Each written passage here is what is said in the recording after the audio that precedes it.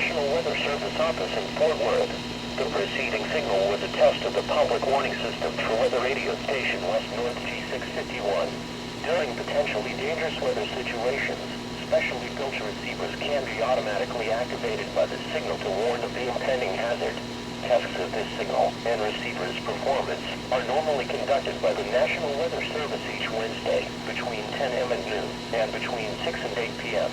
If there is a threat of severe weather, the test will be postponed to the next available good weather day. Reception of this broadcast, and especially the warning alarm tone, will vary at any given location. This variation, normally more noticeable at greater distances from the transmitter, can occur even though you are using a good quality receiver in good working order. The warning alarm tone will be activated for hazardous watches and warnings for the following counties: EAS, Jack, Palo Pinto, Parker, Stevens, Tarrant, Weiss, and Young. This concludes the test of weather radio station West North G651.